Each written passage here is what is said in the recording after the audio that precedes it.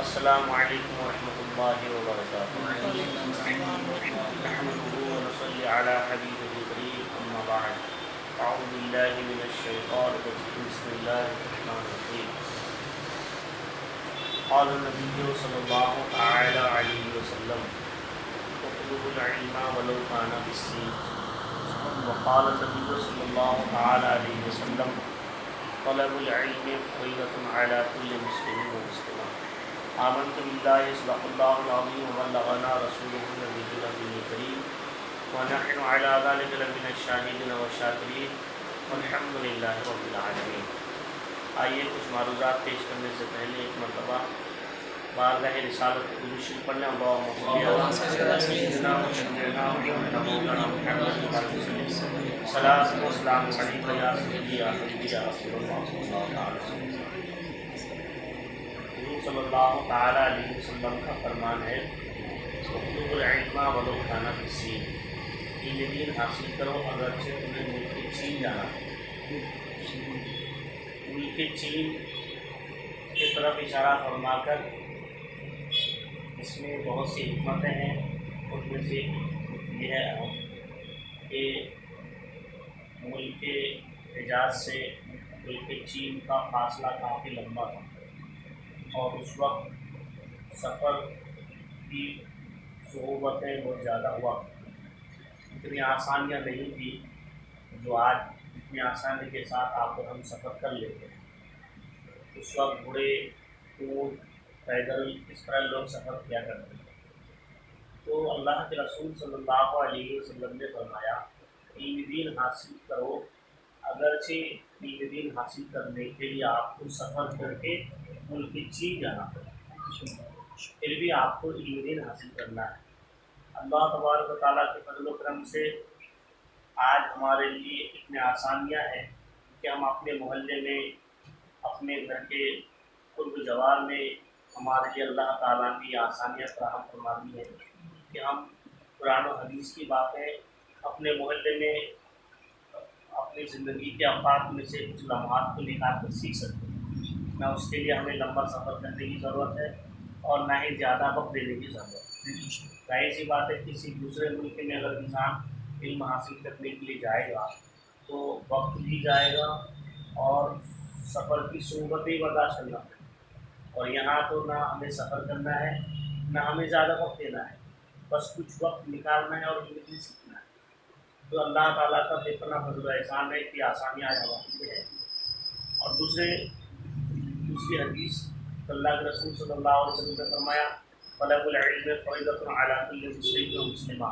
یعنی ہر مسلمان مرد عورت پر اتنا علم دین حاصل کرنا فرض ہے جس کے ذریعے سے وہ حلال حرام، جائز ناجائز اپنے ضروریات دین کو سمجھ سکے، جان سکے، اتنا ضروری ہے۔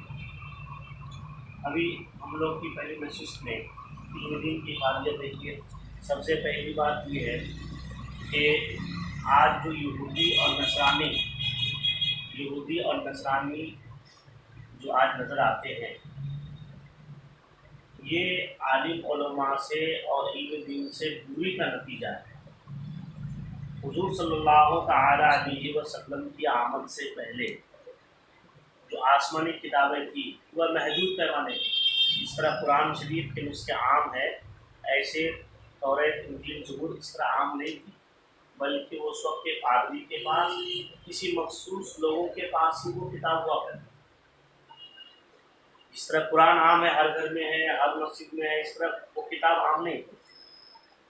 اور دوسری بات یہ ہے کہ اس وقت کے عالم علماء سے سب لوگ جڑے نہیں رہتے، کچھ لوگ رہتے تھے، کچھ لوگ دور رہتے تھے۔ اور اگلی ساری کتابوں میں ہمارے نبی صلی اللہ علیہ وسلم کی ساری صفتیں بیان کر دی گئی ہیں کہ ہمارے نبی کس خاندان سے آنے والے ہیں، کیا آپ کا حلیہ ہوگا اور کس طریقے سے آپ کی صفتیں ہوں گی۔ یہ ساری چیزوں کا تذکرہ اللہ تعالیٰ نے اگلی کتابوں میں بیان فرمایا ہے، سارے نبیوں نے بیان فرمایا ہے۔ یعنی ہمارے نبی کا آنے کا خطبہ سب نبیوں نے پڑھا اور سب نے سرکار کی صفتیں بیان کی۔ تو اس وقت جو عالم علماء کے قریب رہتے تھے ان کو اس بات کا علم تھا کہ ہمارے نبی ہاشمی گھرانے سے ہوں گے، آپ کی یہ قد ہوگی، اس طرح خوبصورت ہوں گے، یہ آپ کی صفتیں ہوں گی۔ پھر جب سرکار علیہ السلام تشریف لے آئے ظاہری حیات میں، دنیا میں، تو جو بیان کی ہوئی صفتوں کے طریقے سے انہوں نے ہمارے نبی کے اندر ساری صفتیں پائی، تو وہ بغیر چون چرا کے نبی پر ایمان لیا۔ اور جو لوگ اس وقت کے عالموں کے قریب نہیں تھے، تو وہ لوگ اس وقت عالم علماء کے قریب ہونے لگے، اس وقت کے پادریوں کے قریب ہونے لگے، تو اس وقت ان کا نظریہ بدل گیا، کیونکہ مدینے میں، مکہ میں جہاں وہ لوگ تھے، تو ان کو حکومت کے لیے عوام کی طرف سے کچھ وظیفے تنخواہیں متعین تھی، اور کافی ان کی خاطر تواضع ہوتی تھی۔ تو شیطان نے انہیں بہکایا، اور انہوں نے یہ سمجھا کہ اگر ہم ان کی جو صفتیں ہیں اگر صحیح طریقے سے بیان کر دیں گے تو سب لوگ پھر ان کی طرف مائل ہو جائیں گے، پھر ہمیں کوئی نہیں پوچھے گا۔ یہ شیطانی وسوسہ تھا ان کا۔ تو ان لوگوں نے اب اس میں گھٹ گھٹ کرنا شروع کیا، ہمارے آقا صلی اللہ علیہ وسلم کی صفتیں الگ طریقے سے بیان کرنے لگے۔ سرکار کی صفتیں جیسے ہاشمی گھرانے سے ہوں گے تو کوئی دوسرا بتا دیے، اور حضرت اسماعیل علیہ السلام کی نسل سے ہوں گے تو بتا دیے کہ بنی اسرائیل سے ہوں گے، کیونکہ سارے نبی بنی اسرائیل سے آئے ہوئے ہیں۔ اس طریقے سے الگ، تو یہ صفت تو اس میں یہ بیان کی گئی ہے بنی اسرائیل سے آئیں گے، اور یہ تو بنی اسماعیل سے آئے، اس کا مطلب یہ آخری نبی نہیں ہے، یہ ہمیں غلط بتانے لگے۔ تو اس وقت جو لوگ ان کے پہلے سے قریب تھے تو وہ لوگ ان کو جھٹلا دیتے کہ پہلے تو آپ ایسا بتا دیتے کہ بنی اسماعیل سے آئیں گے، اب آپ کیوں کہہ رہے کہ بنی اسرائیل سے آئیں گے؟ تو اس کا مطلب آپ پہلے صحیح بتاتے تھے، ابھی آپ ان کی عداوت میں، ان کی دشمنی میں آپ ایسا بتا رہے ہیں۔ وہ لوگ نہیں مانتے، وہ لوگ ڈائریکٹ جا کے سرکار پر ایمان لاتے۔ اور جو لوگ اب مصیبت آئی تو عالم کے قریب گئے، تو اب اس وقت جو عداوت اور نفرت سے جو عالم اس وقت کے پادری بتاتے تھے تو اسی کے وہ لوگ حق سمجھتے تھے، پھر سرکار کی نبوت کا انکار کرتے۔ تو عالم علماء کے قریب رہنے سے یہ فائدہ ہوا کہ وہ لوگ حقیقت کو پہلے ہی جان گئے، اور اسی علم کی بنیاد پر ہمارے نبی کی نبوت کو انہوں نے تسلیم کیا اور ایمان لایا۔ اور جو عالم علماء کے قریب گئے تھے وہ ہمارے نبی کی نبوت سے انکار کر گئے اور ایمان کی دولت سے محروم رہے۔ تو عالم علماء اور دیندار لوگوں سے قریب رہنے کا یہ فائدہ ہے، اور دور رہنے کا یہ نقصان ہے۔ سرکار علیہ السلام، اور دوسری بات یہ ہے کہ علم دین حق حاصل کرنے کا اللہ تعالیٰ نے ہر ایک کے اندر یہ اللہ نے قابلیت اور صلاحیت فرما دی۔ ہر انسان کے اندر یہ صلاحیت ہے کہ وہ حق کی طرف بڑھ سکتا، حق کو جاننے کی، تلاش کرنے کی قوت اللہ نے ہر انسان کو دی ہے۔ اور اللہ تعالیٰ نے ذرائع بھی ویسے بنائے ہیں کہ کس کے ذریعے سے کیا حاصل کیا جاتا ہے۔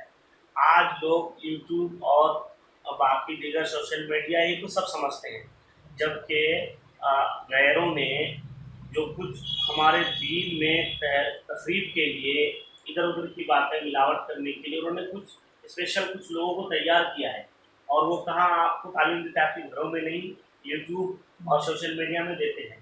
اگر آپ نے عالم سمجھ کے ان کی باتیں سمجھ لی، اسی پر ایمان لائے، تو مجھ سے خود ایک نے رمضان میں سوال کیا، حدیث نمبر بتا کے کہ اس حدیث میں ایسی حدیث ہے کہ سرکار علیہ السلام نے ایک سے فرمایا کہ تمہارے باپ بھی آدمی، میرے آپ بھی آدمی، تو ایسی حدیث ہے، اور حدیث کے ریفرنس فلاں حدیث نمبر یہ بتائے۔ میں نے وہ حدیث جا کر کے دیکھی تو اس میں کچھ الگ حدیث تھی، اس حدیث کا نام و نشان ہی نہیں تھا۔ اب بتائیے اگر وہ مجھ کو نہیں بتایا اور اسی پر ایمان لے آئے تو ان کا ایمان کتنا مضبوط ہوگا۔ تو اس طریقے سے یوٹیوب یا چینل جس عالم کے بارے میں مستند ہے وہ، اور معلوم ہے آپ کو کہ ہاں یہ ہے اہل سنت والجماعت سے تعلق رکھتے ہیں، ان کا عقیدہ صحیح ہے، یہ تو ان کی باتیں سنی جائے۔ ویسے یوٹیوب میں سب بیان کرنے والے حق اور صحیح نہیں رہتے۔ اور دوسری بات، ذرائع اگر الگ کر دیں گے تو علم بھی حاصل نہیں ہوگا۔ مثلا اللہ تعالیٰ نے ہمارے جسم کے اندر جو ذریعہ بنایا ہے، کسی چیز کے ذائقہ کو چکھنے کے لیے کہ کھٹا ہے کہ میٹھا ہے، کڑوا ہے، کیا ہے، اس کو اللہ نے ہمیں زبان دی ہے۔ کسی چیز کی خوشبو بدبو کو سننے کے لیے اللہ نے ہمیں ناک دیا ہے۔ کسی چیز کی آواز سننے کے لیے اللہ تعالیٰ نے ہمیں کان دیا ہے۔ کسی چیز کی خوبصورتی بدسورتی کو دیکھنے کے لیے اللہ نے آنکھ دی ہے۔ اب اگر ہم کسی چیز کی خوشبو کے بدبو اگر ہم ناک کے ذریعے کان کو ذریعہ بنائیں اور یہاں، تو ہمیں پتہ چلے گا، اس کے حقیقت کا علم نہیں ہو پائے گا۔ چیز کھٹی ہے کہ میٹھی ہے کہ کڑوی ہے، اس کو اگر ہم ناک میں رکھ دیں یا کان میں رکھ دیں تو اس چیز کا علم نہیں ہو پائے گا۔ اللہ نے جس علم کو حاصل کرنے کے لیے جو ذریعہ بنایا ہے، ہم اس ذریعے کے ذریعے سے اس علم کو حاصل کریں گے تو ہمیں صحیح علم حاصل ہوگا، اور اگر ہم ذریعہ بدل کے علم حاصل کریں گے تو وہ علم حاصل نہیں ہوگا۔ اسی طریقے سے آپ اپنے دینی رہنماؤں سے، عالم علماء سے قریب رہ کر کے علم حاصل کریں گے تو انشاءاللہ صحیح علم فراہم ہوگا، اور اگر آپ نے غلط علم کو حاصل کیا آپ نے مگر ذریعہ آپ نے غلط بنا دیے تو پھر صحیح علم حاصل نہیں ہوگا۔ سمجھ آئی بات؟ تو یہی ہے کہ آپ جن سے مانوس ہے، جن کو جانتے پہچانتے ہیں، ان کے قریب رہیے اور علم دین حاصل کرنا چاہیے، اور یہی ہمارا ایمانی فریضہ بھی ہے۔ جب تک ہم کسی چیز کے نفع نقصان کو نہیں سمجھیں گے، مثال کے طور پر آپ یہاں سے اسٹیشن جانے کے لیے دو راستے ہیں، ایک سیدھا راستہ ہے، ایک ادھر کا راستہ ہے۔ ایک راستے مان لیجیے آپ بائک لے کے جا رہے ہیں اور یہاں پہ چیکنگ چالو ہے، تو آپ کے پاس نہ لائسنس ہے، نہ ہیلمٹ ہے، نہ کاغذات ہیں، ایسی بائک لے کے آپ جا رہے ہیں، تو اگر آپ کو معلوم ہوگا کہ نئی کوٹ ناکے میں چیکنگ چالو ہے تو آپ اتر سا ناکا والا راستہ اپنائیں گے اور آپ بچ کے وہاں پہنچ جائیں گے، اور اگر آپ کو علم ہی نہیں ہے تو ڈائریکٹ جائیں گے اور آگے پھنسیں گے کہ نہیں پھنسیں گے۔ تو ایسے ہی ہوگا، ہمیں جب تک معلوم نہیں ہوگا کہ بھائی یہ حلال کھانے سے کیا فائدہ، حرام کھانے کا کیا نقصان ہے، تو انسان کو جب علم ہی نہیں ہوگا تو کیسے بچے گا وہ؟ کسی نفع نقصان کو جاننا کہ اس راستے جانے کا کیا فائدہ ہے، اس راستے سے جانے کا کیا نقصان ہے، جب تک جانے گا نہیں تو انسان بچے گا کیسے اور اپنائے گا کیسے؟ تو یہ کیسے حاصل ہوگا کہ جہنم کی کیا نقصانات ہیں اور جنت کی کیا فوائد ہیں، اللہ کو ناراض کرنے کا کیا نقصان، اللہ کو راضی رکھنے کا کیا فائدہ؟ جب تک ہم قرآن و حدیث کے ذریعے سے جانیں گے نہیں تو ہمیں اس پر عمل بھی کرنے کا جو جذبہ اور شوق ہے وہ بھی پیدا نہیں ہوگا۔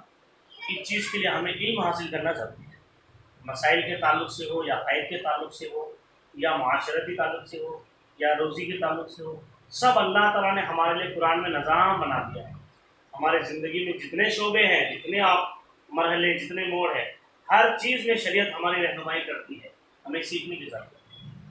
تو انشاءاللہ تعالیٰ ہم اس کو جاری رکھیں گے، کنٹینیو کریں گے۔ اللہ تعالیٰ ہمیں صحیح علم حاصل کرنے کی توفیق عطا فرمائے اور اللہ ہمارے اس مجلس کو قبول فرمائے۔ رب تبارک و تعالیٰ ہمیں زیادہ سے زیادہ سیکھنے اور اس سے زیادہ اس پر عمل کرنے کی توفیق عطا فرمائے۔